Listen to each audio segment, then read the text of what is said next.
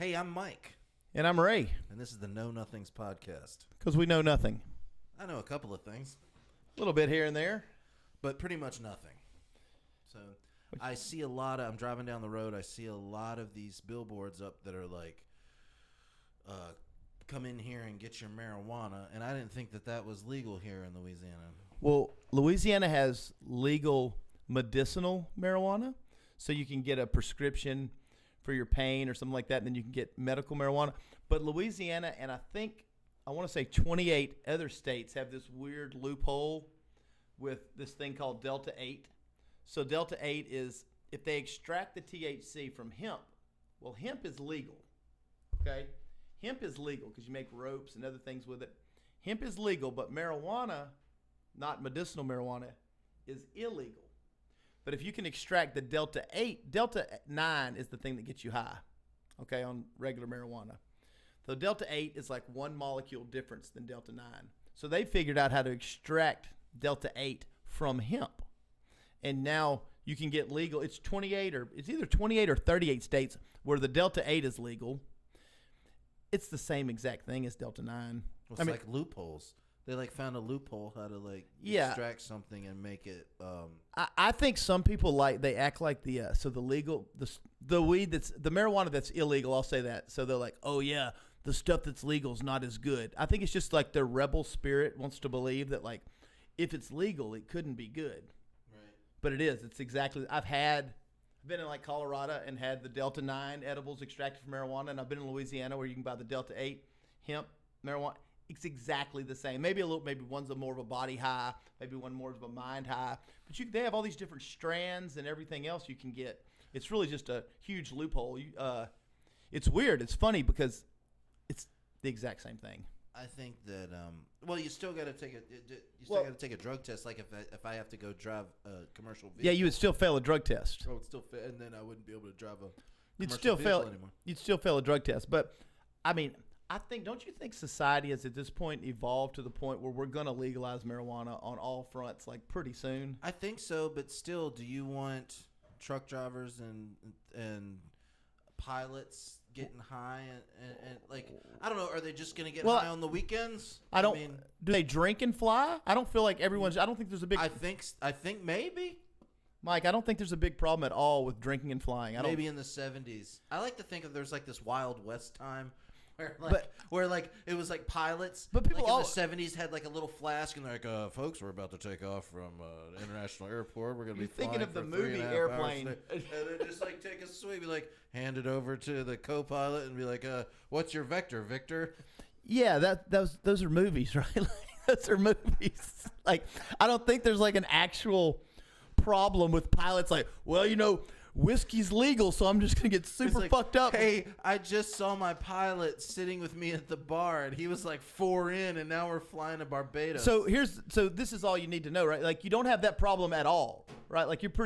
I'm pretty confident saying we don't have that problem at all. Don't you kind of agree with me? I don't see drunk pilots everywhere. Everyone always says that.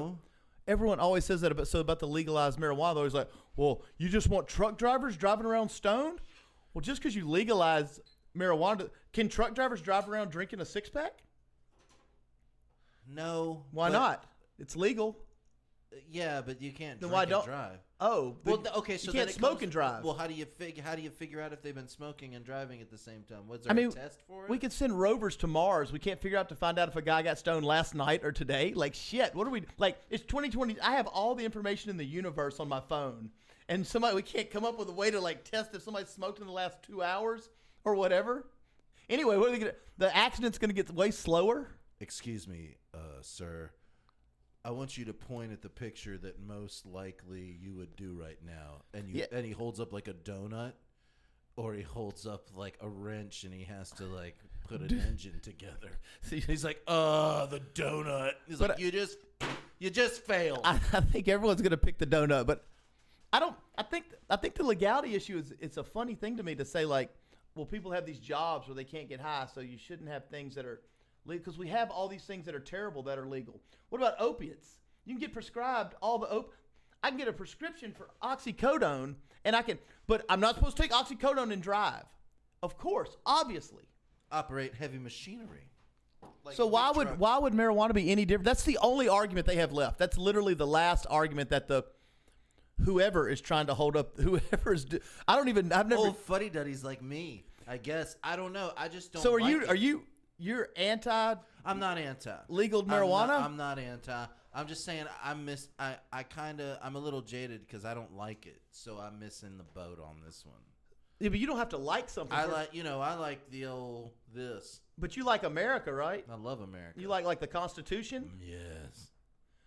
So but you don't have to like things. Well, do you like penises? Mine. Do you like other men's penises? No. But you want other men that like penises to be able to enjoy those, right? Sure, why not? Same. Well, you just do what you want. You do. I'm not saying. Yeah. I'm not saying I'm against legalizing marijuana. I think they should just legalize it all and let the chips fall where they may.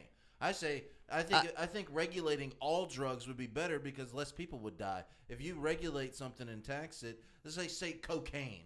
If you made cocaine legal, there's going to be people that are going to find loopholes that they extract the cocaine from the stem of it, and somehow this happens. Well, but I'm saying, you know what I mean? Like, of course, it would be better if it was all legal. There's a lot of fentanyl coming up through drugs now, which nobody wants. People are just dying, and nobody wants fentanyl. So legalize the legal. If you legalize, here's the deal. Where did all the fentanyl come from? Like, what kind of do people just go, hey, I want to get fucked up on some fentanyl? Is that no? It's because people chop it. People cut their drugs with it to make their drugs stronger.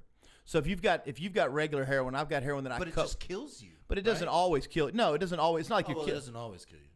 Right. It doesn't always. Much like heroin doesn't always kill you, but fentanyl kills you sometimes. Right. Obviously, it's bad. They're making their drugs stronger. Yeah. They don't give a shit. I mean, there used to be a code on the street though with like drug dealers. Like some people don't know this, but like drug dealers and thieves and gangsters. Well, you need repeat business. They have That's with any business. They have a code of ethics they operate by too, right? Just because you do nefarious things doesn't mean like I want all my customers dead, right? Like drug dealers used to have a code of honor, if you can honor amongst thieves, we'll call it, right? Right. But this fentanyl deal, it's just killing people. But if you made it all legal, no one's buying nobody. Most people wouldn't be buying fentanyl, right? I wouldn't give a shit how legal fentanyl was, or heroin, or crack. I don't want it, right? Buy it. So it would just sit on the shelf. But the people that did want it, they could get it. Once you remove the profit motive, you remove the murders, right? Right. When's the last time you heard of someone dying over a fifth of whiskey? Not getting in a fight or shooting somebody, but killing someone for a bottle of whiskey. Almost never. Well, back during Prohibition, that was a long time ago. So that proves the point, right? Right. During Prohibition, it was rampant. There was murders, there was crime, there was all this money around it, right? Bootleg and everything. Legalize it, now we have our own set of problems, which you would have with legalized drugs. Let's be real. Hold on. I want to clarify something real quick. We weren't alive during Prohibition, and we are not boomers. For whoever said we were boomers in the comments. Yeah, we're Gen X. We're not boomers. We are not boomers. We are Gen X. And we know about Prohibition because we read, so open a book or something. Yeah, but Prohibition was 50 years before we were born, but it didn't work then. It didn't work now. The war on drugs has been an unmitigated disaster. All it's really done is fill the jails, the for-profit jails, up with tons of impoverished, mostly minority people. Right. I mean, the problem is it became a business, like you said, for-profit prison. Well, we had the war on drugs, and crack would carry a life sentence, but if you're doing coke, it would get you like 2 years. So remember the 90s, because it was an expensive drug. Because coke was mostly done by lawyers and stockbrokers, right? Right. So lawyers and stockbrokers aren't going to face the same consequences as the guy in the projects. It's totally messed up. That's pretty fucked up, right? There's no way you can paint it any other way, because that's what happened. They were taking, if you remember in the 90s, they were taking armored tanks into urban neighborhoods and breaking down doors to get what happened. I never heard about this. What were you doing in the 90s? You were alive, really, and older. I was sitting in my room learning the guitar. Dude, well, I was not learning the guitar. I was listening to a lot of music, but every now and then I would stick my head out and I'd go, "Oh, hey, what's going on?" So they had a war on drugs. Do you know about that? Yeah. Okay. Dare. You're aware there was a war on drugs. I'm aware. Okay. So during the war on drugs, they would take you can go see the footage, but they would take these armored tanks and they're rolling through urban neighborhoods looking for like small time crack dealers. Like the war on drugs would be south of the border. But they were never taking those tanks into Beverly Hills. You don't think those mansions were chock full of coke parties? Full of coke. Nobody gave a shit, right? Like it's like, so the truth is, nobody gives a damn if you're getting There high. was probably more cocaine in Beverly Hills than there were dealers wherever they were going. Rock stars in the 70s and 80s were going into the studio with cereal boxes full of cocaine, unbothered, right? And then this guy's down here with $12 worth of crack, and we want to give him life sentences. Like, it's really bizarre. It's been on political. It's all about politics at the end of the day, right? You can demonize a group of people. If I can demonize a group of people, I can get another group of people to hate them. Once I get another group of people to hate them, they're the enemy, and I have to protect them from the enemy. And I get votes. That's when. And what are the projections? Well, on those votes, is it a lot? Then we'll go with that. That's why back then in the 90s the Democrats were doing their tough on crime stance because like that was a big deal. So the Democrats were the hard on crime party. We just forget all this shit over time. Everybody forgets. Yeah. The right would have this stance and they'll just totally. Well, flip it's it. almost like they flipped. Oh, it's almost like they flipped a little bit now that you can't. The left. I mean, the real hard points are still there. But the left used to want you to like be free and say what you want to say and freedom of speech. Like two lefts and the left was like embrace comedy and art and all these things. And now that's the right, which is bizarre. It's very bizarre. It's a different universe, I believe. I think so.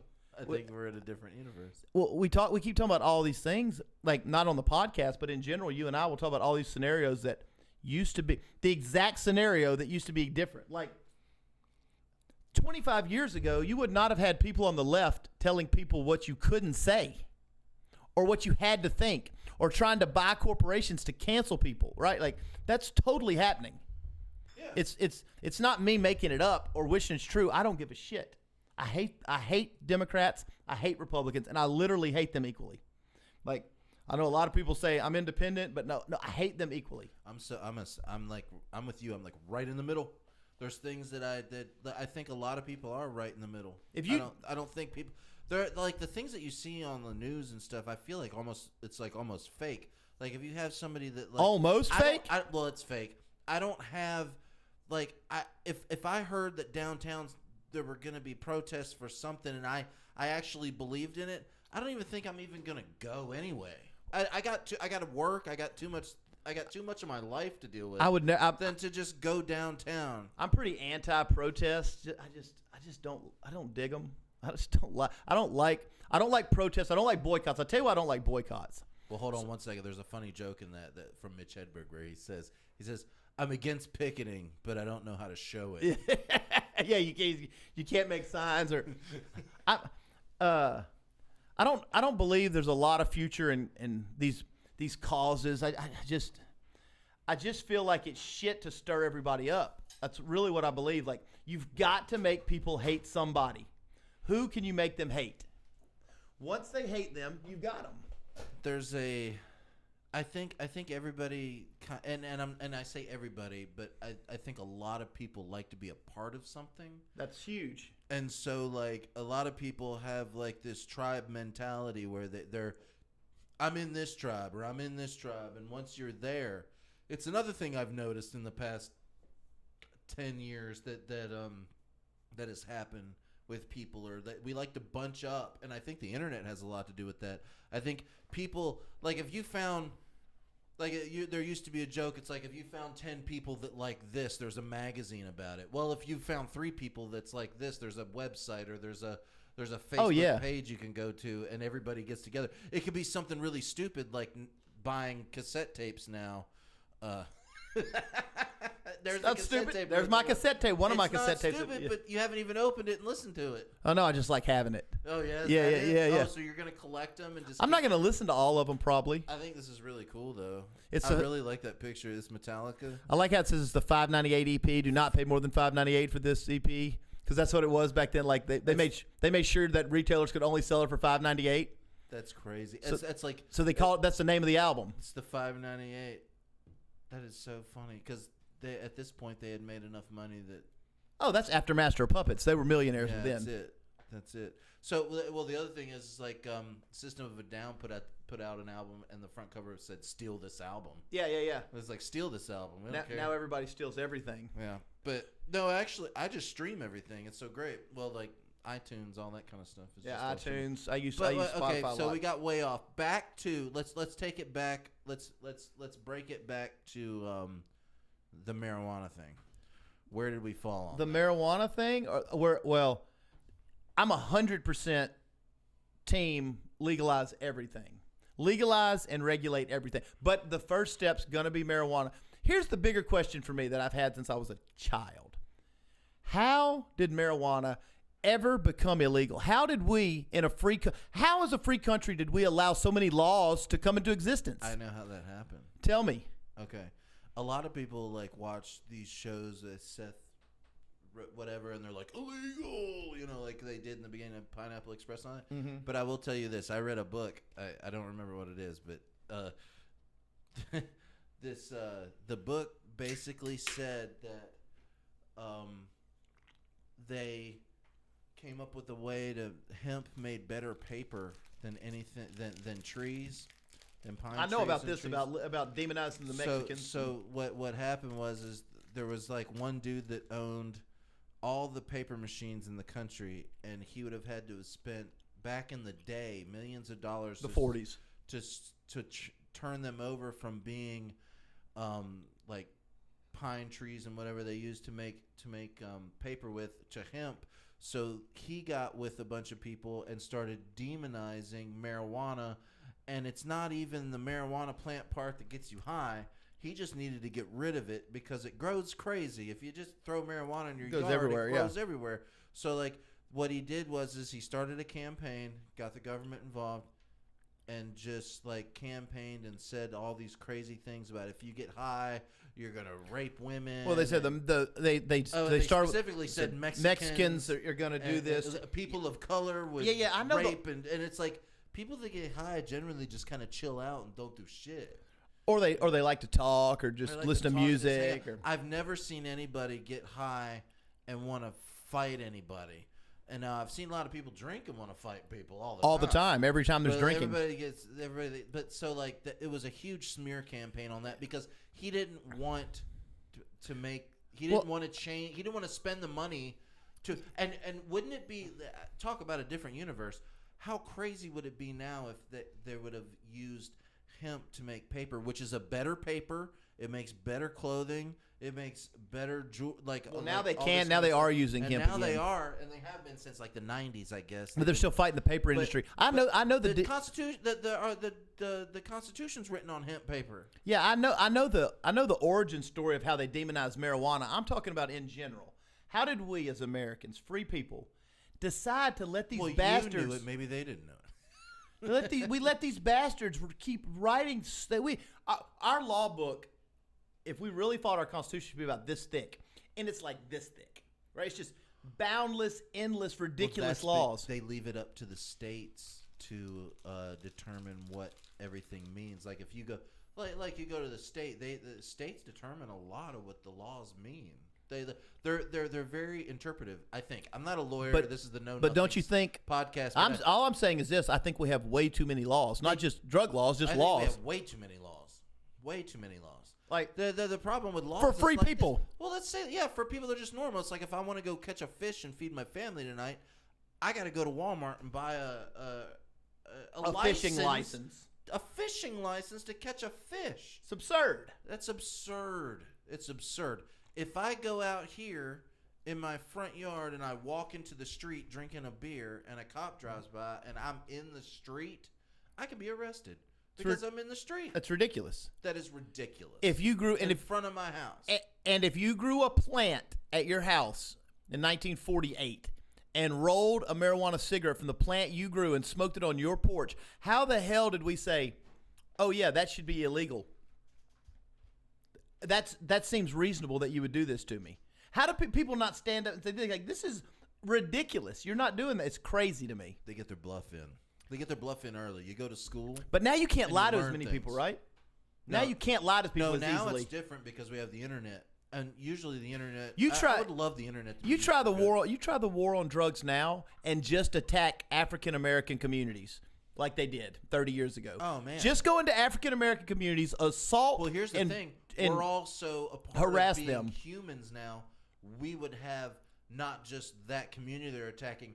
All the communities around it, I think, would come to their aid. Collectively, you would say people, white, everybody would come to the aid. Be like, this is bullshit. This is not how people should be treated. We're all humans, and this is fucked up. And I think that's how it is now, and I love that about now. That's why you're going to see that's why you're seeing like marijuana laws go away, because everyone can see the absurdity of it. Everyone, and now. Even the old people, the old people were hippies now. Like people who were 80 were like hippies. Yeah. And like 1968, they were like what, 35, something like that? 30?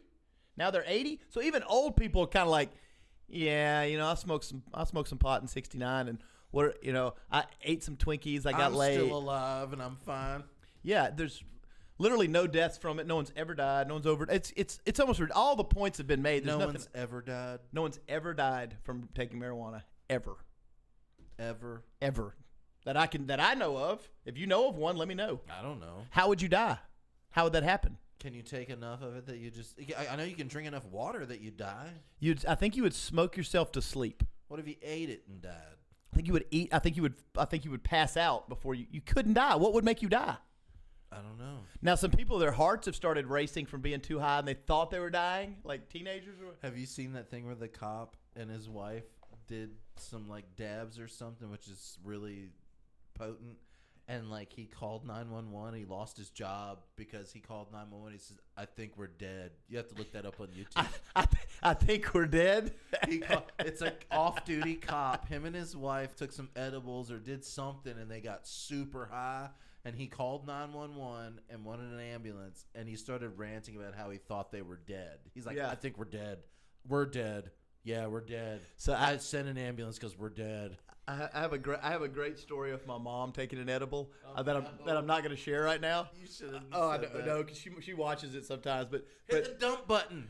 But we don't have a dump long button. Story short, she took an edible and she did not have a good time. She was stuck.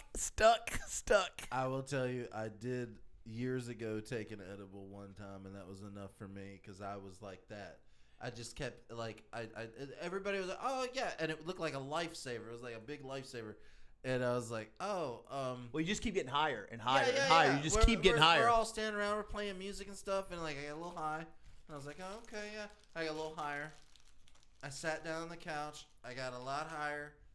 And I keep looking at my watch, and like 30 minutes later, I'm a lot higher, and I was like, "Oh my god, this isn't ever gonna stop." Like, I was like, "This isn't stopping. How am I gonna get home at this point?" So like, I kind of weirded out and like looked at everybody and was like, "Hey, everybody, I gotta go home because this isn't getting any better. It's just like more intense." And I'm thinking about like rocket ships in space right now with giraffes and stuff, and I gotta go home. So like I go home, and I go in the house, and I go in the back, and I crawl, and I lay down on the couch, and I lay down, and I'm laying there, and my mind's like exploding, and I'm just like trying to get through it. So it was a really bad experience for me. I just really didn't like the way. Yeah, that, you like, you should have probably eased in. You probably should have taken the whole edible. I took the whole. Yeah, you probably shouldn't have. Yeah, right? You take a quarter. No, take a quarter. See how, and then you're like, "Oh, I like this. This is cool. I can play guitar good. The song sounds great. This is really fun. I'm having a good time. I'm laughing." And then you shake it off, and then later you can take a half or a whole. But look, I mean, you have to learn how to just like when your first time you drank, you wouldn't want to take 9 shots of Fireball. Or maybe.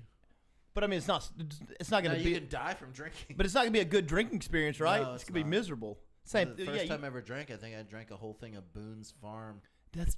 We all live the same life. Like I think everybody lived the same. Mine wasn't Boone's Farm. Well, I can tell you the first time I drank because I remember it specifically. So one of the podcasts we talked about the cool cigarettes, and it was around that time, but it was a different day. There were some older kids that came. We had a camp out in 4th grade. These older kids, 6th graders, they came too because my friend had an older brother, right? So it's 2 groups of boys having a camp out at like this farm. Anyway, we're down there, and one of the sixth graders who was a holdback, so technically he's a seventh grader, right? Like, so this is like big kid shit, right? Yeah. And we're fourth graders. Well, he'd got him a little 8-pack of the ponies. I guess he swiped from his dad or whatever. Remember the little Miller Lights? I remember, yeah. Yeah. So I got my Miller Lite, my little pony, and I opened it up, and I was like, we had a little fire. We made s'mores and a bunch of 9-year-olds, a bunch of 11 and 12-year-olds. I was like, so I remember I took a sip. I was like, oh God. Anyway, this kid he gets up. I'll never forget it. He pees by a tree, and he's like, "That's not how you drink beer. You need me to show you how to drink beer, kid?" And I was like, "I don't know." He's like, "Let me get one of those. I'll show you how to drink a beer." And he pops the top of the 7-ounce pony. It's 7, and he downs it. He downs it, and he throws the 7-ounce bottle against the fence. And he's like, "That's how you drink a beer." And that was my first. I was like, okay. And that was my first drinking. I'll never forget it because it was. I can't remember sometimes like shit that happened last Tuesday, but I have these like stories, these like memories of probably because I've told the story enough times that it was funny enough to me or it's stuck in my head. But like I remember specific like where we were standing, where he peed, how aggressively he threw the beer bottle, and like how badass I thought he was. Yeah, I remember this guy's a bad. I remember thinking like, holy shit, this dude's tough. I'm doing that from now on. I couldn't do it. You couldn't? No, that's what. You couldn't jam a pony? I was 9. I tried. 9. Oh. I tried. Yeah, dude. 9? I was super advanced. I wasn't. I tried. After he did it, I was like, okay. So I like tried to jam my pony. I got like 2 ounces and like gagged, like, coughed up and spit everywhere. And then I was like, okay, he must really be like a superhero. Like when I'm 12, and by the time I was 12, I could probably jam a pony back. But yeah, it was. I'll never forget that because it was pretty funny. That was the same camp out. We got some Nudie magazines. Oh no! Yeah, we got Nudie magazine. My buddy, it's Nudie magazine day. Yeah, my buddy got his dad had he had workers that had company trucks. But they had to bring the company trucks back and park them at the house that we were camping out at. So he got into the company trucks, and behind the seat were like some Playboys. So I think we had like at that one like one Playboy.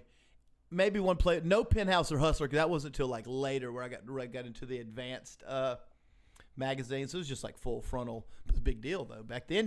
This is pre-internet, folks. So like, yeah, seeing a naked lady, it was tough. Seeing a naked lady, and we talk. I mean, I was in a house that I couldn't watch a PG-13 movie, so seeing a naked lady is like a giant step. I'll tell you this at this place here where I was working when I was in high school. There was a locker where they had about 20 to 25 nudie magazines. A locker? Yeah, there was a whole locker dedicated to. Oh, that somebody at the school had put. No, not the school. This was at work. At work. At a workplace. Oh, okay, at work. Gotcha. I don't want to give away too much. Yeah. Okay, at work. But it was like a place where I used to go after school and work, and it was a factory basically. Mm-hmm. And in this factory, in the in the bathroom, there were lockers, and there was the one locker that had all the nudie magazines. And I'm talking about nasty nudie magazines. I'm talking about the ones that are like, full everything, Hustler style, Hustler, or like Gent, or like whatever those really nasty ones were. And but you were in high school by now. I was in high school, and we did have the internet. So you'd seen boobs. When you would, totally. So but like you would, like back in 96, 97, 98, it was like you click on something and you sit there and wait for it. You just like be like, and it'd be like, I see the top of a titty. I wasn't clicking on anything in 1996. You were able. Really? You had computers and stuff in 96. Yeah, my dad was always on top of like everything. Like you didn't have the internet in 96. 97, 96. We had the internet in 96. I had dial up. You had it in 96. Hell yeah. I was probably 96, 90. I was probably 98 before. 97. 98 before I got the internet dial up. Really? Internet. Yeah. Well, my dad was real on top of like. My dad had computers and stuff, but I didn't even. I didn't know how to send an email in 2000. I didn't know what it was. Dude, in the 80s, my dad would like. Or 99. I'm sorry, 99. My dad would come home. I was probably like 3 or 4. I remember this. I remember being this young and remembering this. He came home from like Radio Shack with like a Tandy 1000 computer, and it's probably why I know so much about computers is because when I was 4, I was taught how to boot up a Tandy 1000 with a boot up floppy disk, pull it out, put the other disk in, and at 4. Yeah. And then type in dir/w, which W means with for all y'all out there. That would pull up the directory, dir directory /with, and it would pull it up widthwise, sideways of the disk you were on or whatever you're doing. But that's 4 years over me. So also with that, my dad would come home with a new VCR. VCRs were $1,000. Oh yeah. Man, we come in with a VCR, and it was holy shit, we have a VCR. CD players, all that was. But my dad was on top of it. So when we had the other thing that we did was when did I know it was here because it had to be 92, 93 satellite TV. Yeah, we had the big monster satellite. Well, I didn't have a big one. The first little one, the Direct TV. Oh, you never had the big boy? Never had the big boy. Oh man. We had we always lived where we had cable and stuff, but then when we moved here, we went to Sam's Club one weekend, which was something that we went to all the time, every weekend when I was, 12, 13 and moved here. Yeah. And at Sam's Club they had it was DirecTV was the first one. And then you had Dish later, but DirecTV was the first one. I worked for DirecTV for a while. Okay, so this was probably 90, I'm going to say 95. They were around in 95? 96. 95, 96. It was $1,000 for the disc. The satellite. The satellite. My dad buys it. We go home. He climbs on the roof. We're the ones that installed it. We sat up there, did the whole thing with the TV, and I'm yelling up at him. That's good. Did you have to pay for it back then, or yeah, you had to pay. You had to pay for the satellite. And remember when it was? It's free now. Well, unless you don't have good credit. Oh, okay. Well, I didn't know about that. But I don't know. But well, that's how it was when I worked there. You had to buy the dish, buy the thing, and set it up yourself, and it was about $1,000. And Dad was like, "That's mine." Well, and we bought it. We took it home. We fucking hooked that thing up, and we were watching TV. Man, it was such a great time. Well, we had in probably 80. Shoot, I'm gonna say 86, 87. We had the big giant. It would literally it had a box that you'd have to F14, F11, and it would make this that noise. I was like, as it's turning. I know because my relatives had that, and we would go over there, and you would always catch some crazy shit going on the satellite, where it was you would see. Did you do this? Where you'd be watching something and they would go to a commercial, but because it was satellite dish, it didn't cut to commercials on the big satellite, and they'd be sitting there blah blah blah, and they'd be talking shit, and they'd be okay, we're 3, 2, 5, 4, 3, 2, and they'd be back into it. Do you remember that? Man, I'd be lying if I said I remember. That's probably the way it was, but I just don't. I don't have a recollection of that. Because it was satellite. It was the Wild West. Yeah, it was definitely the Wild West. And there was a preacher I remember. We would go to my aunt's house on the Chesapeake Bay. She had that big satellite, and we would sit there, and Dad would go through the things, and we would find this preacher, and he's like, "I ain't preaching y'all till y'all send me $1,000. Here's the number. Send me $1,000. I need a promise of $1,000, or I ain't preaching to nobody." Do you remember that? Yeah, were y'all watching that for entertainment? Yes. Gross. Just for entertainment, and he's smoking a cigar. He's like, the dude, this. What were you watching? Were y'all watching it because y'all were into those shows? No, we were just having a fun time. Taking the piss. It was hilarious. Yeah. And then you would watch that guy that's I ain't preaching and saving y'all's lives until we get $1,000. We need somebody to call up and say. They're gonna send us $1,000. I remember everybody having those, all those televangelists having satellite shows, and there'd be different places where you could get your Cinemax, and then you'd have to go to a different F14 or F12 to get your softcore porn. Did you never caught any of those weird feeds I just can't remember. Right, it's just if I said Central was the first, I'd just be lying if I said because I don't remember. The Comedy Central used to be on those satellites. It was G14 or something like that. and it would just be stand-up comedians with like Oh, the lowest level of fidelity you could. Like somebody was holding like like a 35 millimeter camera. It would be. Remember that was the show was Evening at the Improv.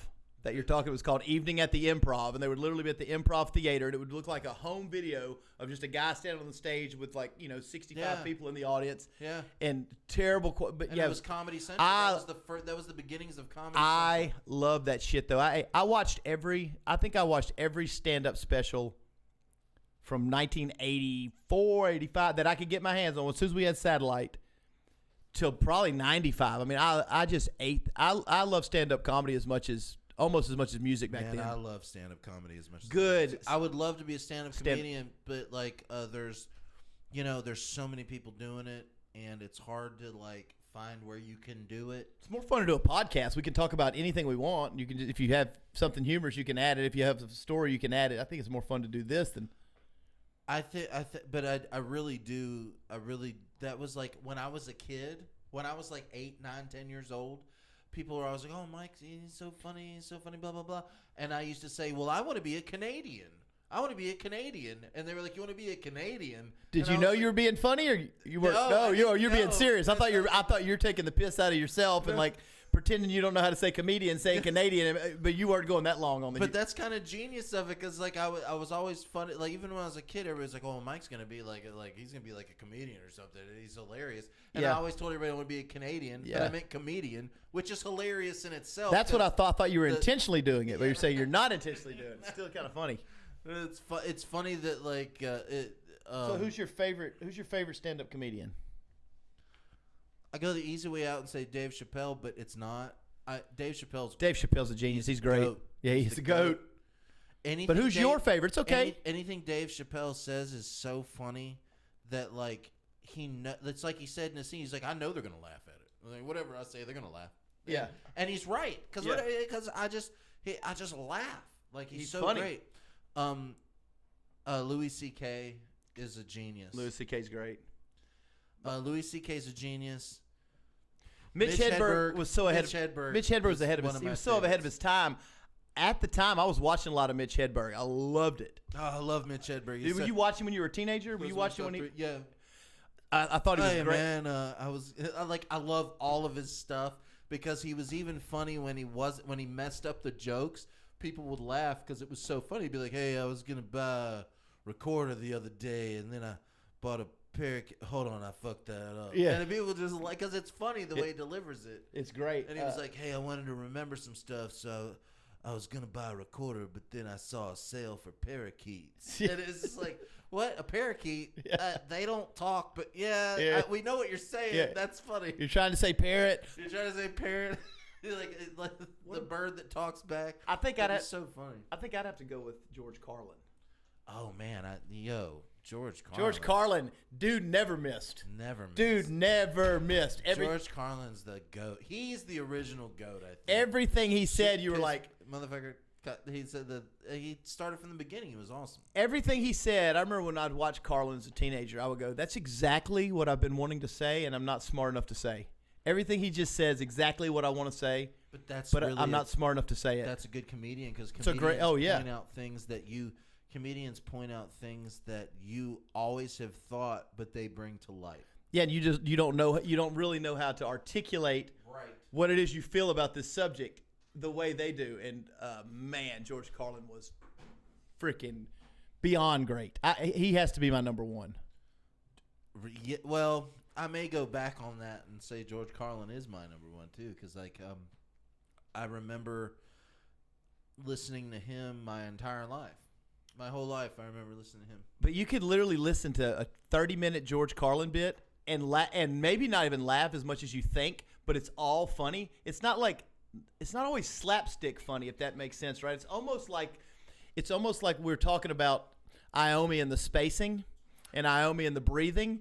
George Carlin's it's not slapstick funny. He's a wordsmith. He's just presenting a scenario, a ridiculous scenario. Basically, he might be where I got a lot of my political beliefs because I'm pretty aligned with him politically, super aligned. Pretty aligned with him religiously too. 100%. George Carlin. 100. There's an invisible man in the sky. 100% political. 100 everything you do. Yeah, which is, would he really be that concerned, right? Like, is he? Why would he be that concerned? He already know. If he already knew what you were going to do, why would he have to watch you do what you're going to do? Right. It's already been like, if he knows the beginning and if it's the beginning and the end. And what difference does it make? And how do you have free will if it's already predetermined? Well, there's that's your number one question right there. That's like my number 100 question. There's so the many. Number one thing is like, if I was to take this and throw it at that camera right now, was that going to happen or was that not going to happen? It's only going to happen if you do it. That's got to be like the most obvious truth, right? Like, right. It's got to be obviously I'm not going to do it. But if you did it, so I think, so you'll probably hear me on this podcast talk about Lemmy a lot. Lemmy's a hero of mine. And Lemmy, I'm so aligned, but he has a great take on this. He says it just like he says, he's so simple. He takes the complex matters. Lemmy takes these complex things and he makes them simple. He says, fuck God and fuck the devil. Whatever it is, I did it. Nobody made me do it. Nobody told me to do it. I fucking did it. I meant to do it and I did it. That's just, I love that. That's awesome. Fucking brilliant, right? Like, it's brilliant. Because, it was in an interview when he said it. Somebody was like, oh, what are your views on, his first words out of his mouth were, fuck God. And they were like, holy shit. Oh, no. But then his next words were, and fuck the devil. And fuck you for asking. Like, he's like, I did it. Whatever it is. Anything you saw me do, that was me. He's like, and he goes, and sometimes those are good decisions, and sometimes those are shitty decisions, but they're all mine. And that's the truth of the matter. Well, that's everybody. So I think everybody, I don't know. Then why do we have such hang-ups in this country about religion? Because you get a good brainwashing. You get good brainwashing when you're young. You got about 7, like you're born in like 7, 8, 9, 10, and you're just a sponge. You get in all that information. Wherever you're born, that's what you get in. That was gonna uploaded. That was gonna be my point. So I've made this point too. So take like fundamentalist Christians. And I said, well, why are you? You're a Christian because your dad was a Christian, and your mom was a Christian, and their mom and dad were Christians, right? But I said, suppose you were born in India. You would be whatever religion you were raised around. I've always said that. You would not be if you were and if you are a Muslim and you were born in Idaho as a white dude in Idaho, you would be a Christian because that would be what you were indoctrinated with. If it's not true, then why does almost everybody that is religious, over 99% that are religious, are the exact religion that they were raised to be? And why is it when people have near-death experiences, they only experience the near-death experience through their religious lens? It's never like a Muslim has a near-death experience and he experiences a Jesus thing, right? Or a Christian has a near-death experience and he experiences a Muslim near-death experience. No, it's always only the religion you know and have been taught about and have been brought into your brain. How could that be possible if only one of them could be correct? That's blowing my mind. You're right. What in the world? So what you're saying is... I'm saying if you're a Christian and you have a near-death experience, 100% of the time that accounts, it's a Christian experience. And if you're a Muslim that has a near-death experience, 100% of the time, it's a Muslim experience, right? And if you're another religion... Okay. I know somebody that died, and... I do too. Don't we all know someone that died? Well, and then they came back. But while they were dead, they were in a field of reeds, which is something that a field of reeds is like Roman, Mesopotamian, go all the way back to Sumerian. You go to the field of reeds. Right, it's probably in the Bible. Before the Bible. Okay. But he was in a field of reeds and he was wrestling and playing around with lions. Mm-hmm. And it wasn't like a life or death. It was like they were like dogs, but they were lions, and he was like wrestling around with them. And then like he came back, boom. But he said when he was there, it was like the most beautiful feeling of all time. But what religion's that? Is it the Sumerian? I'll tell you what I call it. Egyptian? I'll tell you what I call all near-death experiences. Dreams. How did you know? I call them dreams. And then the thoughts you're having are the thoughts you have already. You don't get new thoughts. Nobody ever really gets new thoughts. Nobody's like, I've never read like an account where somebody goes, I died on the table. I'd been a Christian my whole life, and all of a sudden, I saw Allah in a light, a light bringing me to Allah. Now, why would that never happen once? Or let me just say, maybe that's not the real one.Maybe Christianity, but why wouldn't a Muslim once have a Christian experience? You would have to. One of them's got to be correct. You weren't taught that. Exactly. So okay. So like, what you're saying is we should teach that when we die, we're at like the greatest, like amusement park of all time. No. When you die, you go to amusement park that has free beer and naked ladies and the best roller coasters of all time, which would probably be. Or you could just say this, which you could just, this is going to be a wild We're concept. starting a religion. This is a wild concept. It's called when you die, you go to the best roller park and roller coaster park. I want you to hear me out. It's good because this is going to really like encapsulate a lot of my life philosophy. Or you could, and this is wild, just tell the truth. You could just look at your children and say, I don't know what happens after you die, and guess what? No one knows. No one knows. You could look at them and say, here's the truth. Here's where I stand. I don't know. I don't have a correct answer for you. And I think the respect would have to be more. Okay, so like the truth is, if you died, right? If you were technically dead and your heart stops on the table and they bring you back, you weren't really dead. No. Dead is dead. Dead is dead. Nope. You weren't really dead. You were technically dead, which doesn't give you the right to come back and say, hey, when you die, I saw this thing and this happened. But no, you weren't dead because you weren't dead.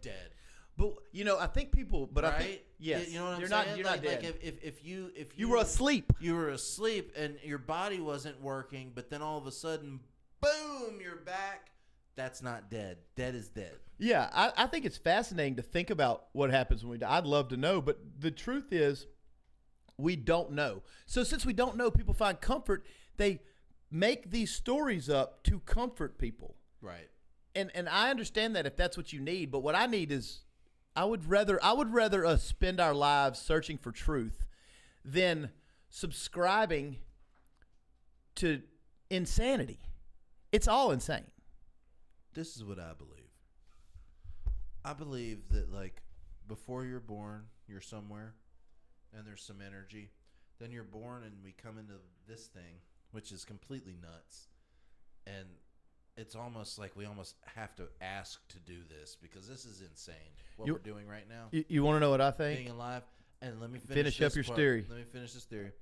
And then, okay, so we were somewhere else. Let's start. So get me your energy well, somewhere else. Well, obviously there's some energy somewhere. Then we're born here into this realm or whatever you want to call it, and then we live our lives here. And when we die, it's no just the energy goes somewhere else. It's no different than being born. We're just gonna go either back to where we were or forward to where something else is. I don't think this is the end of. I don't think we're just meat puppets. You're in an energy loop. The right. energy never dies. So you're in an energy loop. I don't think people should be scared of dying. I mean, you die, and then whatever this is that is the inside of energy of you goes to the next goes thing. somewhere else, or we start over and we do something else. I think there's a whole. It's consciousness is what I'm saying. Is like your consciousness was here and you don't remember it because your consciousness comes into this other realm. And then your consciousness leaves this realm and it goes somewhere else. But you're just still going to be your consciousness once it leaves. Energy doesn't dissipate. Energy's got to move on to something else. Like if I hit this table, the energy from me hitting the table makes all that stuff bounce. And then that energy goes out into the, and the energy that we are is going to carry on ripples of that into the ether of everything that we do. I pretty much subscribe to the same philosophy. Like that's what I think. Like the energy doesn't end. There is no start and end to energy. But I do like on Earth. I believe we have to do time on Earth until we get it right. So now you're talking about Buddhism. So we have to do time. I'm talking about parts of Buddhism. You have to do time on Earth until you get it right. Which means if I'm here, it means like the last time I didn't get it right. And if I'm here again, That this time I did, and in one, but you get better and better as you go. Well, Buddhism is like the hardest religion to me. I've read a little bit more, probably read a lot more about. But I wouldn't say Buddhism because I don't subscribe. I definitely don't subscribe to any. Well, I'm just saying, like, the philosophy of Buddhism is like, you know, if you believe in the Buddhism where it's like reincarnation, then you're reincarnated as a human. This is the highest possible form we can be to reach enlightenment. But if we do bad things, then we're reincarnated as a bug. We're smashed as a bug, then we come back as a bird, then we come back as a back to a human. And it's like, but the problem is if you aren't born in like Tibet and you don't become a monk to sit there and reach enlightenment, you just are trapped. So no, I'm saying you come back in human form every time until you get it right. You don't come back in human form every time. Prove it. I'm telling you what I think. I'm not telling you what I told you. I don't know. I'm just talking about. I'm talking about the reincarnation. You're talking about just Buddhism. Yeah, but I'm not. I'm talking about my theory. Okay, your theory. You come back as a human until you figure out. Well, that's a lot easier. You come back as a human until you figure out how to be a good human. And once you've lived a good, complete, full life, that's why there's so much murder and fighting and chaos. And that's why we grow. So if the longer we live, the more mature, the wiser we get, the better things we do. If we hurt people in the past, we start getting better at that or recognizing that and trying not to do those things. You're growing along the journey. But if it's still not like that wasn't good enough, the energy goes into another human. Your energy when you die goes to another human, and you just keep getting chance. You just keep getting. I wouldn't call it another chance. You keep getting cursed here. This is a curse. This isn't a blessing. Well, maybe it's like purgatory.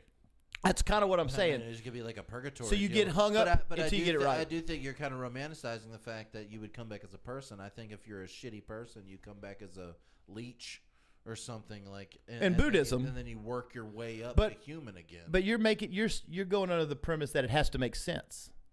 Well, I'm kind of pessimistic about things. Well, right, like I'm saying, it doesn't have to make sense, right? Because it's whatever this is. Whatever we're doing here and whatever happens in the end, it's all fucking crazy, right? Right. And no one could argue with that. This whole thing. The funny thing is nobody even knows. No one knows. We could talk about Buddhism and religions and coming back, but nobody knows if any of that shit's real. Nobody knows. No one knows. Because you know why? Back to the thing where if you're dead, you're dead. You're dead. It's not, I died and I came back. No, you came back in the same body, motherfucker. You didn't die. So I guess when I was saying this is my theory, I guess I'm saying this is my theory if I had to pick one wild theory, because my actual belief is that you're just dead. That's if I like gun in my mouth, I got to make a decision like, yeah, you're just dead. Like, I don't know. It was that's mine too. It was a 1 in a trillion shot that we got here, but somehow we won the genetic lottery. We made it here, but when you go, that's a wrap, Jack. That's and your energy, your energy may be out. It's just fade to black. Your energy may be in the ether, but you're donezo. You're just done. That's why religion's so popular. That's a sad thing too. That doesn't make it not real. But here's the thing. It doesn't make it not real. Like if that I know, but just because it's sad. If you were to go along with like how everything sucks, that is real. That's probably what happens. And the thing is you can't tell mass groups of people that when you die, that's it. This is all you get, Ray. This is all you get, because people would just run out and be fucking crazy. They would do anything. They get their hands on whatever. Why? They would act nuts. I'm not. You're not. I think that there's something after this, and it's been ingrained in me. If I thought all I had was today. But you said me too. If I thought all I had was today, certain people would go out there and be like, you'd live the best. There would be anarchy. Or you would be the best. Or you'd be the best. The way I view it is, I want to be the best possible person I can be. I want to make people's life happy and joyous. I want to lift people up, because when I die, I want to leave a proud legacy for my children, my grandchildren, and right. Well, you're a great person. Not everybody's like you. I'm just saying, like, there would be people that would just go balls to the wall. But they're balls to the wall anyway. Not everyone. I'm saying that, like, there would be more balls to the wall. You don't think there's more good people than shitty people? Really? There's a lot of good people. I think there's more. I think there's a lot of good people, but I think there's a lot of shitty people. And the problem is we're not traveled abroad, and so like there are a lot of shitty people around the globe. Yeah, I know. And they're shitty even being fed. They're being fed the religious mantra, and they're still super shitty. I don't think it's not stopping them from being shitty. I guess if you have I guess you do hit this segment population that believes, well, I can't do bad things because I'll go to hell or. What would you do if you knew that this life was all you had? And I feel like I do know that. I do feel like I do know that. You feel like you do know that? I feel like I do know that 100%. Yeah, I feel like I do know that. The other theory. I was going to say, well, then what are you going to do with your life? I'm going to do the best I can do to be good to people, lift people up, help them be better people, and leave a proud legacy for my children and grandchildren, like I spoke about earlier. Like, what else? I'm going to be a good friend, a good husband, the best I can be that fucks up sometimes, maybe fucks up a lot of the times, but tries to get better every day because I know tomorrow could be the last day I have. That's exactly what I would do. But everybody's not like that. Well, that's shitty. Most people are me.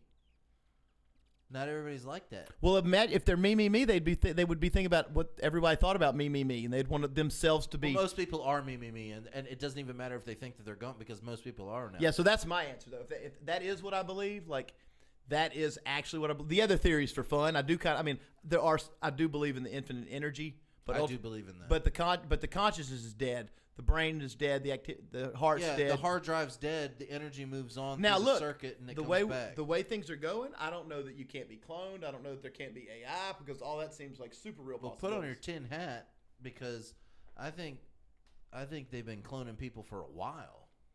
Yeah, like I think our president. I was going to say maybe Joe Biden's a clone. I think he's a clone. I think he's dead. Mark Zuckerberg? I think Mark Zuckerberg. Is that dude a real person? He might be a robot. Is he real? He can't. Dude, he drinks water like this. Drink. 3-second drink initiated. He definitely. I'm just gonna say Zuckerberg does not seem real to me.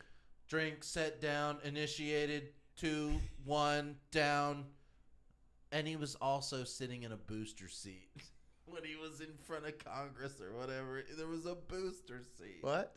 He was sitting in a booster seat. Is that for real? That's for real. That's for real. Look it up.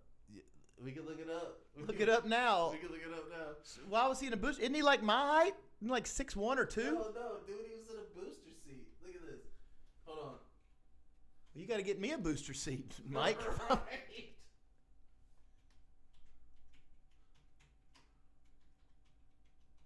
Look, I don't even have to put the whole thing in. It says Mark Zuckerberg booster seat. Hold on, let me get images. If this isn't right, I'm gonna be so upset. Okay, here it is. Boom. Okay, let me put this on the display capture. How tall is Mark Zuckerberg? Okay, so look at this. I'm looking. I'm fascinated. I'm seeing. Look. I'm gonna put it in between us. Okay, so look, he was sitting in a booster seat. I don't understand. Okay, it says he's 5'7", so he's definitely not my height. But what's he sitting in? But 5'7", 5'7's full grown size, right? Like, I have a lot of friends that are 5'7". I got my wife's 5'5". 5'7's a full adult. No, look. Okay, a human man would not let himself sit in a booster seat, right? Well, look, he's like really pale. He's like an android. I swear to God, he grabbed a thing of water and he went like this. Well, you see the video of you see Trump trying to drink water, huh? Oh, everybody can't drink water. Oh, I made a meme about that years ago. Everyone's like, I've got me a little diet or Mountain Dew Zero. I'm gonna see if let me ask you this: is it because any human ought to be able to do that? Let me ask you this. Hold on. I'm gonna ask you. Like, here's the thing. You know, like when you're walking, and like somebody turns a camera on you, and you're walking, and then you're just like, how do I walk? Like, no, like I don't know what you're talking about. You know what I'm talking about? No idea what you're talking about. Explain that to me again. Slow down. So like I've been on a couple of movie production things. And I've never had a speaking part. It's not a big deal. Don't everybody freak out or talk shit about me. But I've been in a couple like background movie things. Uh-huh. When they go, okay, here, take this briefcase and walk across the room behind these people that are the important people. There's a point in your brain where you grab the thing and they say, now walk, and you go, oh fuck, how do I walk normal? And you get all like, I don't know, maybe that's just me. I must have an out of control ego. I feel like I could do that easy. I feel like Okay, so I was in this movie. I get what you're saying now. I understand what you're saying now, but you're in the movie. I was in this movie, and it's called A Dark Place. It's on Amazon, but I was the coroner's assistant, and when I was walking, I had to walk through this turnstile, and then around the people, the important people, the top billing that were talking, and I walked past them. Like, I had to do that, and, like, the guy hands me a briefcase in the last second. He's like, here, take this briefcase and walk through. You go through the turnstile, and blah, blah, blah. Well, dude, I never walked through a turnstile before, like a turnstile with a briefcase. Never with a briefcase. I don't know what to do. I'm, like, walking, and I'm like, they're like, okay, now go. And, like, so I walk in, the briefcase. I walk in. Well, you added a turnstile. You put a twist in there with the turnstile. I get it a little more. They're doing the scene in front of me, like 10 feet in front of me, right? And I'm just background, so I'm like out of focus. Nobody gives a shit. I walk through this turnstile, and I'm like, as soon as I get there, I'm like, what do I do with this briefcase? Like, I don't know what to do. I walk through, and I grab the briefcase, and the briefcase gets stuck in the turnstile. And then I just start yanking on it. Bam, bam, bam. And the director's like, cut. Everybody cut. Hey, you, come here. Show this guy how to walk through a turnstile for 1 second, okay? And I was just like, oh, my God.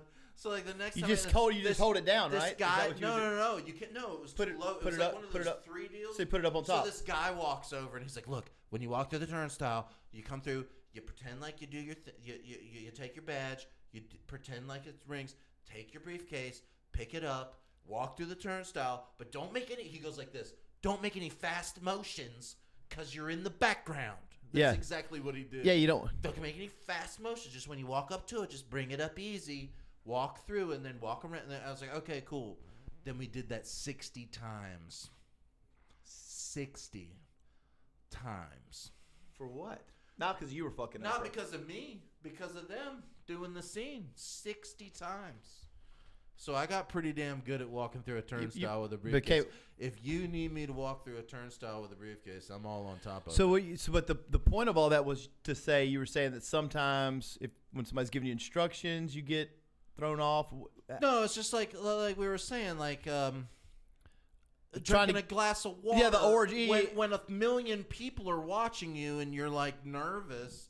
And you go like this. You go like this. That's just so weird to me. I just feel like I'd be able to do it. I don't know. You're under a lot of pressure, I think, when you're in the. Yeah. When you're I've mostly been on radio. So I'm just saying, like when they tell you to do stuff, like you couldn't do it. So it's like I like walk through the thing. I couldn't walk through it, but after you do it 60 times, you're great. So that's why Trump and Zuckerberg can't drink water. Or are they robots? I think they're robots. Think Trump's a robot? Maybe. There or may a clone? There maybe may a clone? be a robot of him. But Zuckerberg is just like artificial intelligence. He came out of nowhere. He was like a billionaire when he was 12. I don't believe that movie. I don't believe that movie one bit. That movie where he's smart, he's a smart ass, and he's smarter than all these lawyers and everybody. I feel like he's smarter than the Hinklevoss twins. Fuck that. That's a dumb movie that insults my intelligence. That he came out of nowhere and created Facebook, and he got over the Hinklevoss twins. That's so stupid. But he did come up with Facebook, right? Like no one's going to give him all the shares. He didn't. Like they already had it on. Like the Hinklevoss twins already had like something, like in the works. And Harvard Connect or something. Stole it, yeah.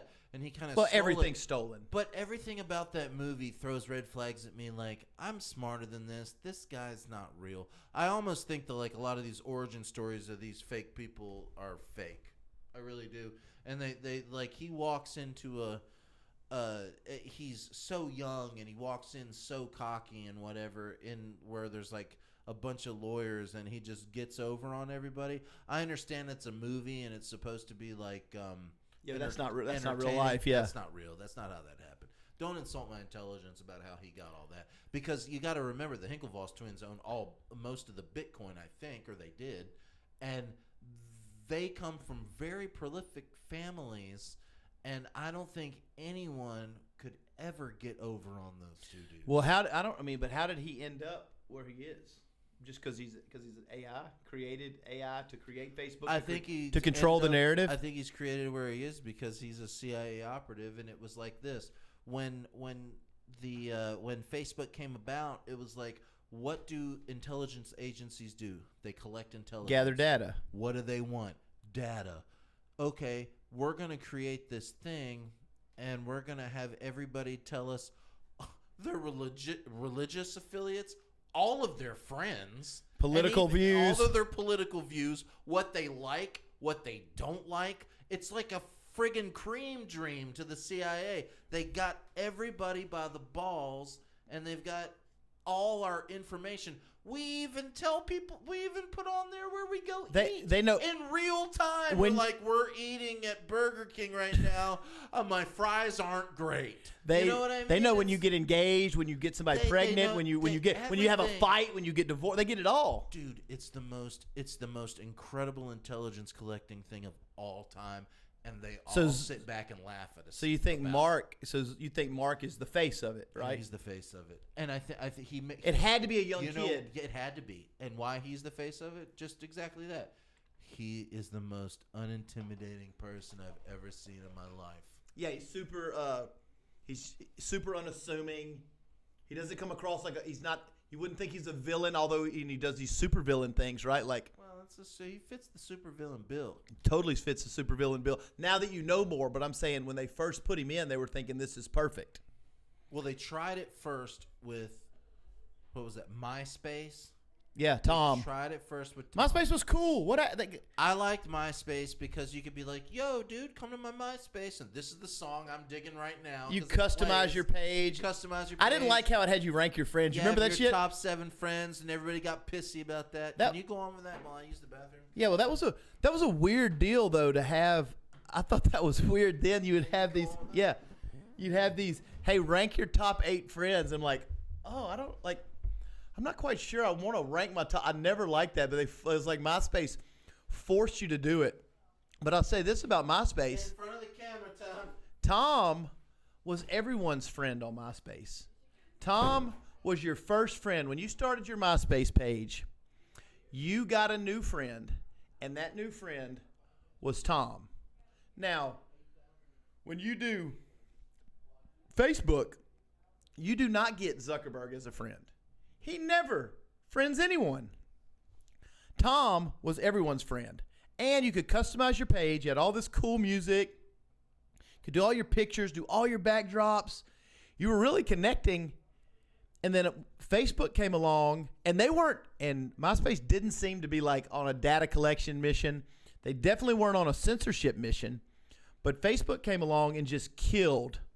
It just killed MySpace. And now look what Facebook does. Look how they operate. You can't say certain things. You can't post certain stories. You can't. If it doesn't line up with the agenda, it gets removed. And then Facebook ends up buying Instagram, so it does the same thing. Twitter does the same. All the social media platforms that are alive all go with the same thing. The one that didn't, but MySpace, who wasn't or didn't appear to be doing any of that, they just disappeared. Wiped off the face of the earth. So, Mike, what I'm talking about was this. MySpace didn't have any censorship thing in play, right? MySpace wasn't doing anything to it didn't look like they were trying to harvest data in any real way. They probably were harvesting data, but they certainly weren't censoring people.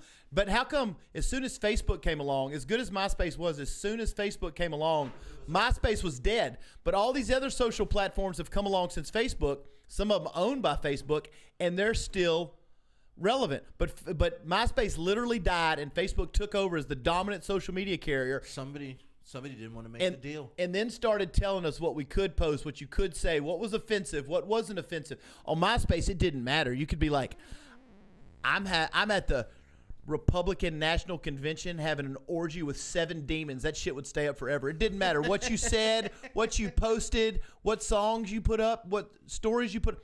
Not that I'm saying, well, no, I kind of am saying you should be able to put up anything no matter how ridiculous.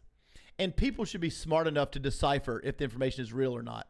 Like if I see a post that says Bill Gates is putting the number of the beast is the vaccination is going to put the number of the beast into our skin.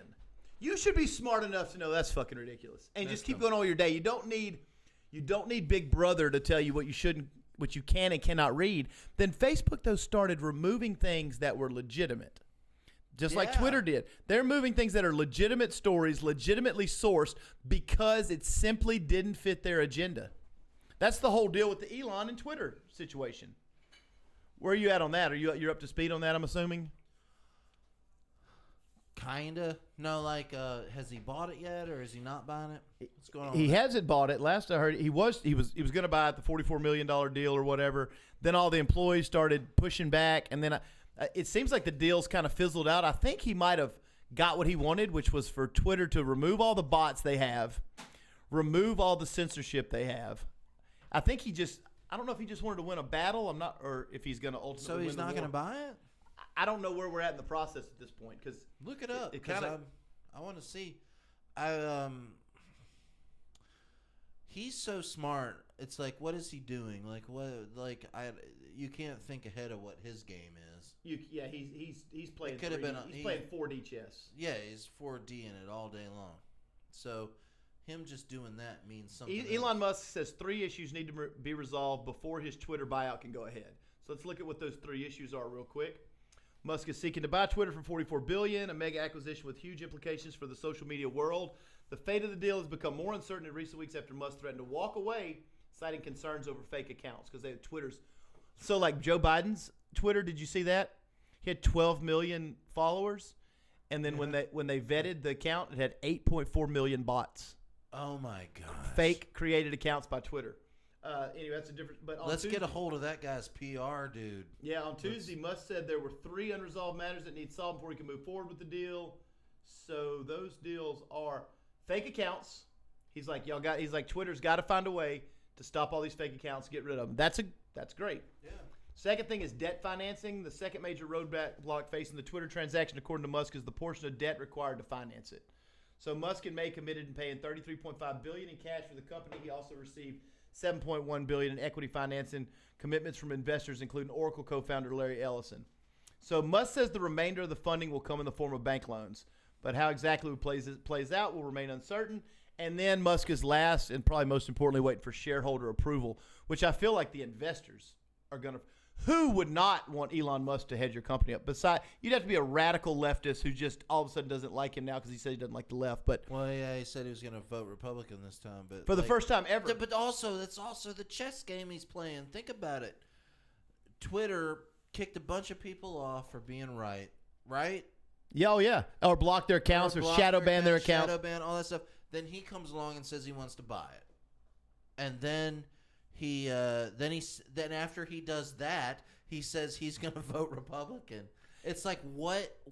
Well, and that got all the Republicans on his side. When he had all the Democrats on his side, then he said, "Well, the Democrat policies got a little too crazy," so he said, "I'm going to vote for Republicans." Now he got the Republicans on his side, so he might be playing a giant game of chess. Do you think there's like a super left wing person out there that just got their plaid, their plaid car from him, and they spent $150,000. Oh, and now they're super pissed. And then the next day they read that I'm voting Republican, and then they're like, "Oh my god!" Well, that's what I was saying earlier in the podcast. So that's kind of my stance on boycotts as a whole. I do not boycott companies. I do not. The only way I don't either. Look, you would have to murder someone in the street, yes, or be caught with child molestation. It has to. I am not boycotting. You cannot agree with everyone's views on everything. That is so ridiculous. Let me just tell you this story. So I bought a bunch of cards, $20 gift cards for Starbucks, and I went to hand them out to our customers, and I will say that 50% of the customers were like, I don't drink Starbucks coffee. I'm like, oh, you don't like it? And they're like, no, I don't agree with their politics. And it was like, but they got, if I really like their coffee, I drink straight black coffee. I don't drink anything else. But I don't go in for any of the other stuff. But they were just like, I don't agree with their politics. And I was like, okay, so you don't want free coffee from this place? That doesn't make any sense to me. I understand like some people don't want to put like their money into an agenda that they don't agree with, but like it's like free coffee. It's coffee. You go get the coffee, and that's it. Like it's like here's $20 worth of coffee. You don't want it because it's gonna like upset you because you don't agree with Starbucks politics. But that's so stupid to me. If you couldn't find anyone where you're going to agree with everything all the time, like if you like the chicken sandwich, just eat the chicken sandwich.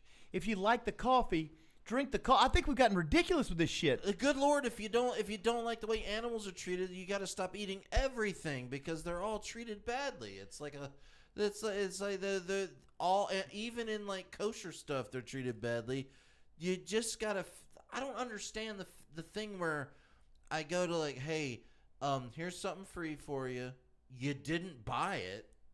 This is somebody was complaining about me giving them a free gift cards to oh, these are liberals. These liberal shits at Starbucks. No, I actually I kind of just like their coffee. So like, yeah, I don't have like a gripe with what I give you money. You give me coffee. End of transaction. I don't care what happens after that. It's like if I don't want your your coffee doesn't have liberal tears in it or anything, I don't give a shit about any of that. And maybe it's because I'm apolitical. I mean, like yeah, I hate politics. I can't watch it very long. I get super disinterested. It's like the same thing where people buy vehicles that aren't made in America, and it's like, well, if you like what you like, you just buy what you like. If it's available to you and you like it, then buy it. Yeah, you're not. Yeah, that's a different subject because you're probably not taking American jobs by buying this. Like, 'cause somebody else is going to buy the other thing, and that's kind of what markets are. Most of the shit's made here anyway. Like Kia's made here, Mercedes vehicles are made. Or parts of them are made here. They're not. Well, there's a Kia plant here in. Yeah, they make a model, and then I mean that's what I'm saying. It's you're not really taking American jobs. But the whole thing with the political landscape, like not going to Chick-fil-A because the CEO doesn't like gay marriage. Why wouldn't the CEO have the right to not like gay marriage in America? Right. Like do you like chicken? Is it delicious? Then go eat their chicken. Who cares? Why would the CEO of Starbucks not be allowed to have his opinion about gun control? I could not be aligned with either one of them. I could go get a Chick-fil-A sandwich with a cup of Starbucks, and I wouldn't think two shits about their politics. With an AR-15 in the back seat. Yeah. America. I'm just saying it's gotten weird where you can't, if you disagree with people, we feel like, I mean, it's gotten to the point where people, I mean, I have friends or people I know that have said that like, oh, I can't listen to this guy because he's like a liberal. I'm like, dude, you're never going to be able to listen to music ever. Right. They're all liberals. So like, did you just now discover what Rage Against the Machine meant? Like, I'm like, what Rage Against the Machine is kind of an anomaly. It's kind of weird. In what way? Well, one of our cameras is out. Which one is it? It's you.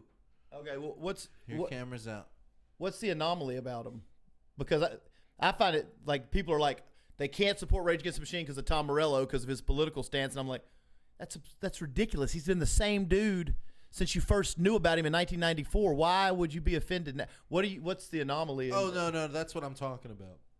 Yeah, they're not talking about those people that don't like Rage Against the Machine anymore because they're political. It's not an anomaly. That's like millions of people. It's like what they are. It's just like, and then some people. Well, you got to remember that Rage Against the Machine. I got a whole DVD of them outside the Democratic Party protesting outside of that too. They're against the whole thing. The machine. The literal machine. Right. It's like, and it's just like, so Kid Rock. Your camera. Yeah. You can't you can't like a Kid Rock song if you're on the left. Why? That's crazy to me. If you like Cowboy, then like Cowboy. You don't have to align with your singer's political views. You certainly don't have to align with the CEO's political issues. I don't know, like how divisive would it have to get for you to say I'm just not doing? It would have to get wild for me to say I'm just not doing business with this company anymore. Is there something that you would draw that line? No, if I like something and it's a part of my life, I'm gonna You would never. There's nothing the CEO could say that would make you go, "Oh my God, I don't like these microphones anymore." We'll just sit down. We'll just do it with the. Just do it. No, I got it. I'll fix it. I got it. Yeah. I just don't think there's anything that I care that much about. And it's not even that I don't care. I do care about some things. I just don't. I don't care what someone else's opinion is enough to not do business with them because they have an opinion. Am I supposed to only do business with people who have my opinion? That leaves me like very limited amounts of music to listen to and very limited amounts of shows to watch, very limited amounts of places to shop. Like, where could I shop? What could I do if the criteria is the person in charge of that company has to believe everything that I believe? That makes a small world, and I think it actually is what they want. The powers that be. They want us all so divided that you can't even have a Christmas parade here. I don't celebrate Christmas in any particular real way, but I would never think to be like, they're having a Christmas parade, I should be protesting the Christmas parade, right? Because it's ridiculous. Why would I let these people enjoy their freaking Christmas parade? Well, right now you've offended me because you said Christmas parade, and it's the holidays. The holiday parade. Well, that's wow. So some people, but the people that act offended when people say, "We're going to storm out at the end of this parade, Santa Claus, Jesus, and whoever else goes along with that holiday." Well, that's a weird thing too, though. If someone told me Happy Holidays, you know what I would do? I'd be like, "Thank you so much for." I would say thank you. For towing the line. I'd say thank you for. They don't know what I'm celebrating, so why shouldn't they say Happy Holidays? That makes more sense to me. Oh, that's true. It makes more sense. I'm saying this person went out of their way to say a nice thing to me. The fact that someone would get offended because, like, no, it's Christmas. It's Merry Christmas. What the fuck? Like, the dude's being super cool. He said Happy Holidays to you. Now you're mad because it wasn't your interpretation of the holiday. Your specific holiday. You just stole the winter solstice holiday and made it Christmas. But that was okay. But now somebody's being nice to you, and you're being offended because it's not the way that you want them to be nice to you. That's how fucked up we are as a society. I would be grateful that someone was being nice to me because that's cool. Hey, happy holidays to you too, bro. I'm not celebrating any of them. I don't celebrate Kwanzaa or Christmas, but I don't get mad when he tells me happy holidays. I get grateful. Thanks. Right. Thanks. You're a nice dude. I try to be a nice dude, and I like it when other people are nice. Well, that guy was a nice dude. Yeah, but I don't think it's a nice dude when you get mad that they said happy holidays. And some people in America legitimately get mad. They got mad at Starbucks because they changed the coffee cup. It was a red coffee cup during Christmas. It didn't even say Merry Christmas. It was just like red. It was red. And they switched to like a different color that wasn't red or green. And the fundamentalists got mad about that. That's why they were boycotting Starbucks. That was one of the reasons. The other reason was like, I don't know.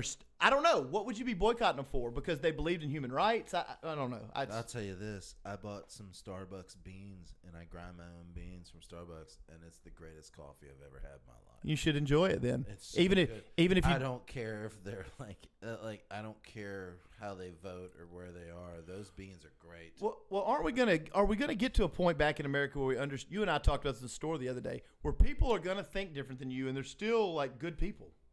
Yeah, there's still. And you could talk about people are people. They have opinions. I don't understand why everybody's so volatile about like. Well, I can't be friends with this guy anymore. My family members don't agree with me, and now we don't talk anymore. It's nuts. Why can't you at least like talk it out? Like you and I have had disagreements on the podcast. You'd be like, "Oh, really? You think that?" I'm like, "Yeah, I think this." Do you think that? And then we just talk through it, and then it's never. I think that like there are people that like you can talk to about, and here's the thing: if everybody thought the same, what a boring world! Boring world this would be. Yeah, you know. It'd be so boring if it was like, hey, I like this band. And you're like, I like that band too. Do you know it? Well, I know a bunch of other bands that sound like this band. Well, great. Let me hear those other bands that sound exactly like that band. Well, great. Let's just keep doing this forever. And nobody did anything different, right? Or that would be... And everybody played the same chord progression their entire lives because that was what we decided on. And that's the only people you were ever around. That'd be That'd be so boring. Terrible. And so terrible. And it just seems like nowadays it's like if somebody has an opposite opinion, they're like, well, we aren't going to hang around with the Johnsons anymore because they think this. And it's like, well, maybe they're interesting because they think that, and let's find out why. Yeah, I just don't think that. I just don't understand. I'll just guess another thing I hate about politics. I can't understand animosity about someone's opinion. And maybe you could change their opinion if you would talk to them, but they won't even engage one another. I've seen people's opinions changed on real deal shit. Me too. I've changed my opinion. I've seen people's minds blown on stuff when somebody was being rational and talking and saying, hey, this is how I grew up and this is why I think that way. And I've seen people go, oh, I didn't grow up like you. Yeah. So I don't understand that. But you never see that when somebody's like, I don't believe in what you believe in. Oh my God, you stupid idiot! You know, well, yeah. Like people that like scream and yell at like what they're talking about. Facebook, it's fucking crazy. Facebook, yeah. Like, I mean, until I got it off of my Facebook, and you just go through it. It's just like everybody's just talking mad shit about everybody. Like, it's the wildest thing ever. Like these people coming correct. Like all these like, people just coming correct. Everyone who doesn't agree with me is an animal. Like, yeah. Like they're brain dead morons. But all of them, every one of them, even those 4 surgeons that think that. Yes, everyone. So I don't know. I don't know if we'll ever fix it. I think there's going to come a day.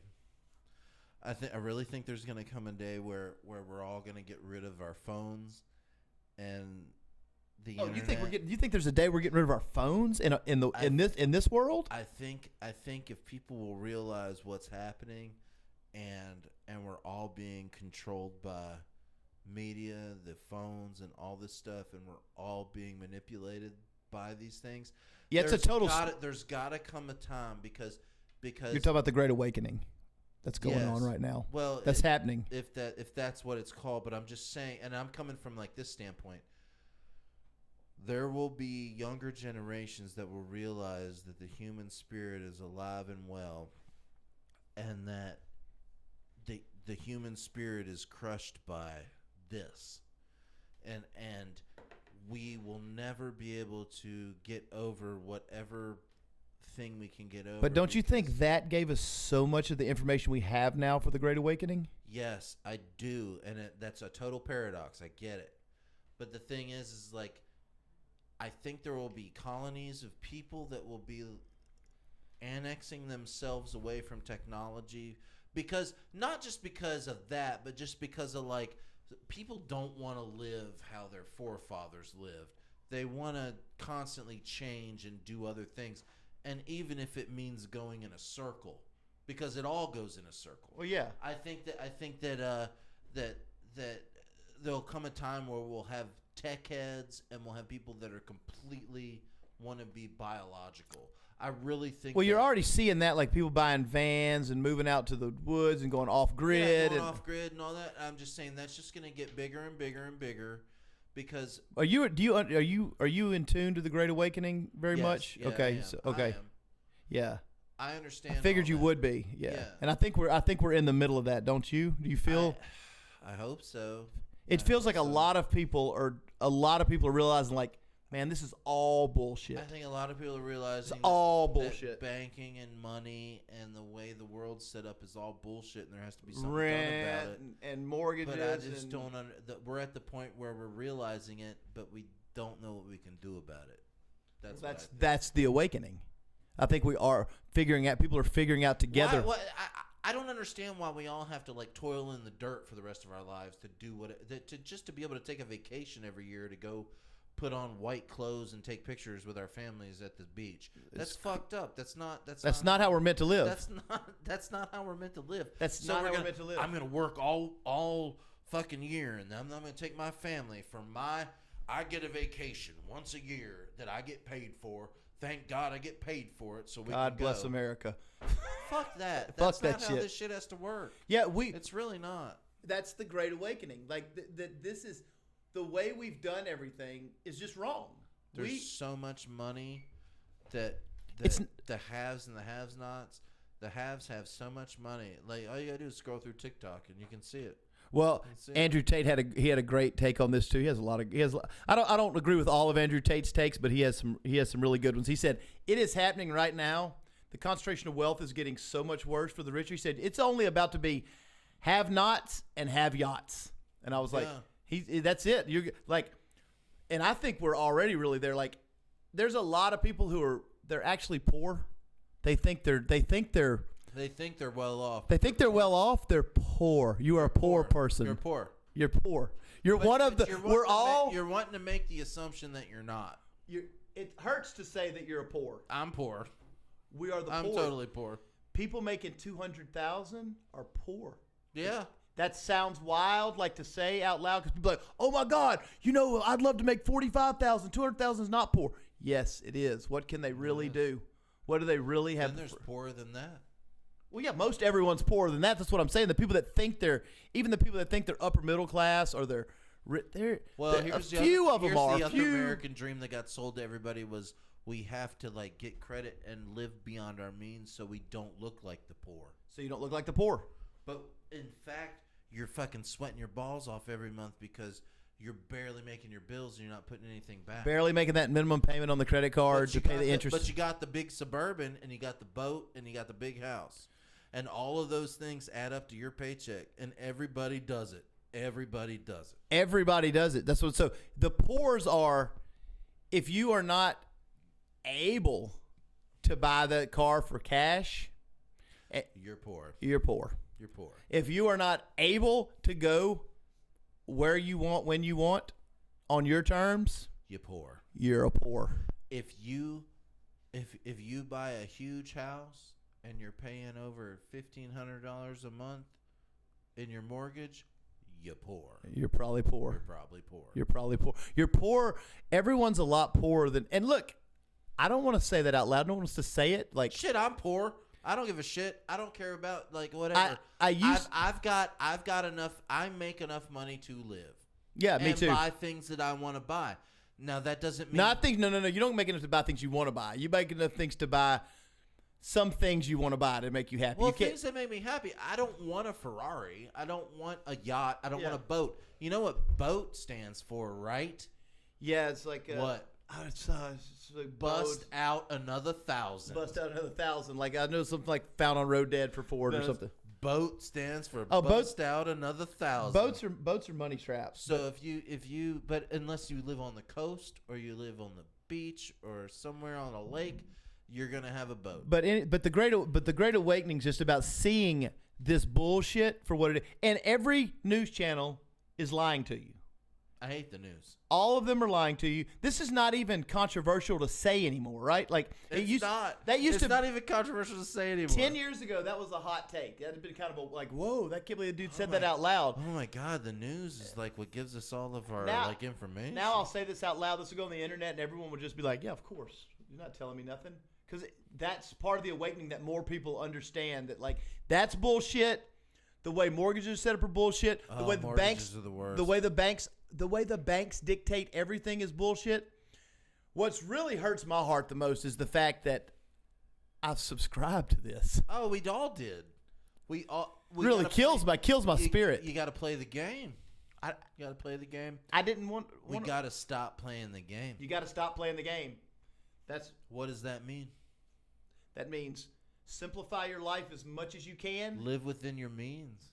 Simplify. That's a big ego thing.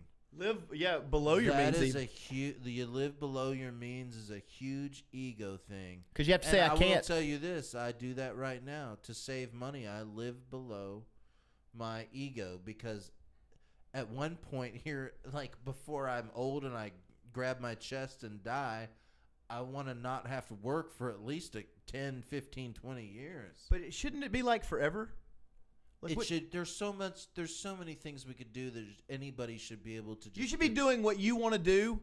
You know, most of the time. It can't look like. I understand that life can't be good time Charlie 24/7. I get that. I'm saying you should be living for you And the rich people are. Well, let me tell you this. The yachts are. This is something that you can do. If you have a passion, and you have a job, I'm going to say, I don't want to say. Like us with podcasting and like music. Podcasting and music or like you like to shoot short films or you like to write books or you like to do all this kind of stuff. Those things. If you have a passion that you like to do, fucking work on it.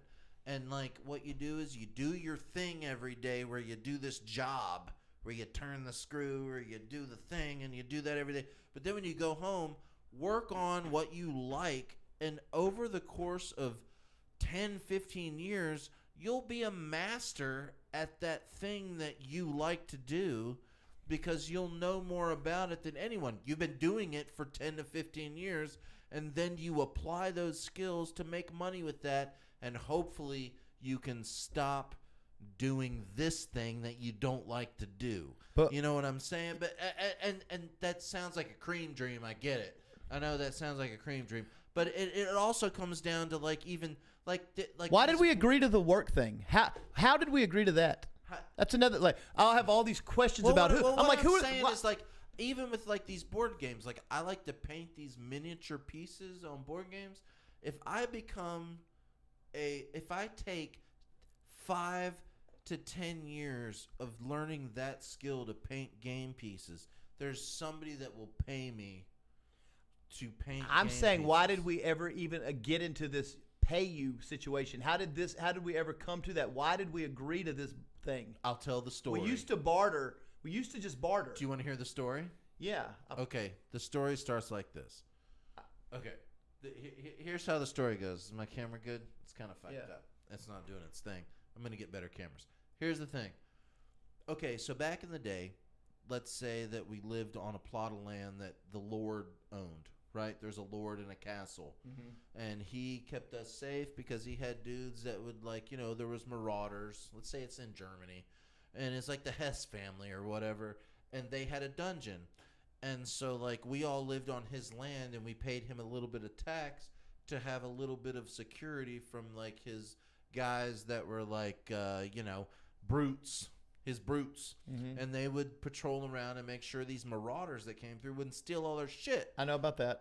Okay, so like then you take the shit and he's like, hey, I've got this dungeon. You want to put your shit in the dungeon so people can't come get it just in case my marauders are out drinking too much mead one night and your shit gets stolen.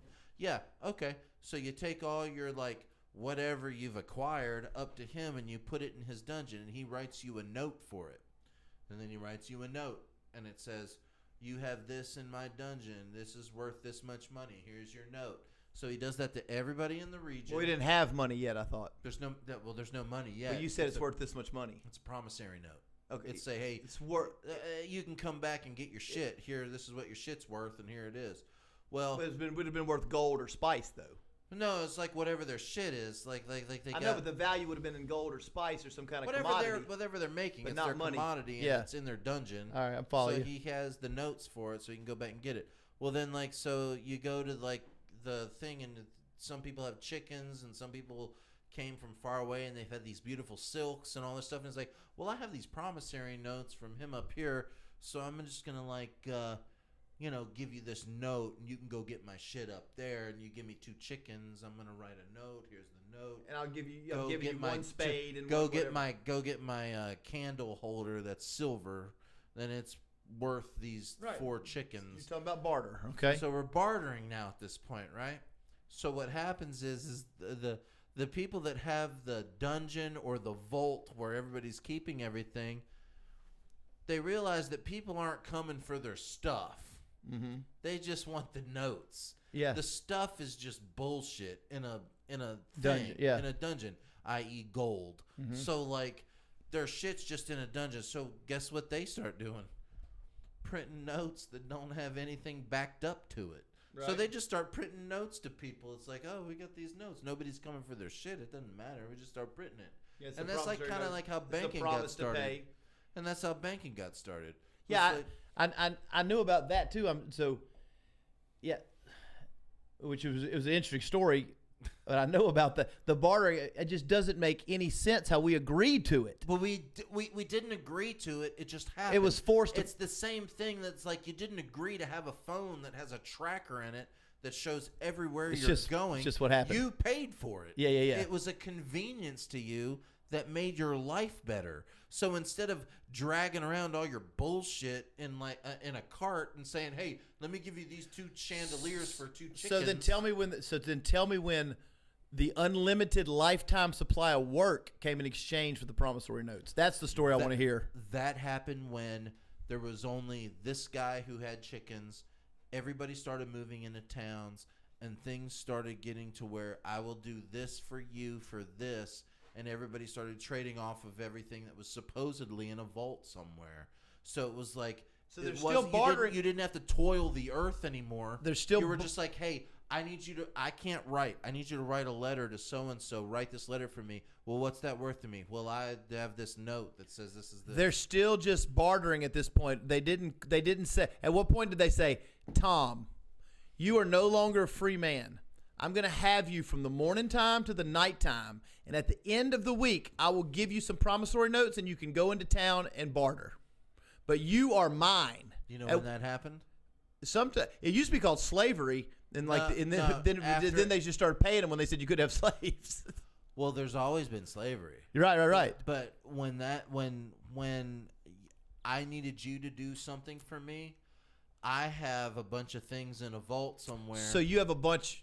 So I have more than you in a vault. You have more notes. I have more notes than you. That's how it all. So so it's like, hey, I need you to set up all my contacts and create all this stuff, and like I need you to go talk to these people in town and get these get all these pelts for me because I am so important. I don't have time to do that, but I do have more notes than you. And I can give you some notes. Do that because I'm off doing something else. What I want to do. So really, you go get the pelts while I go hang out. No matter what our philosophical angle is, no matter what the philosophical angle is, the crux of it is we have to get more paper. Do you want to end? Yeah, you have to get more. You have to get more paper. You got to get more paper.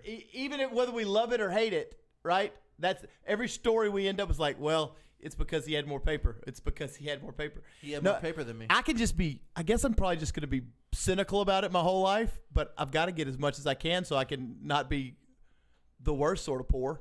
We got to get that paper. Yeah. All right. We'll holler at y'all. Bye.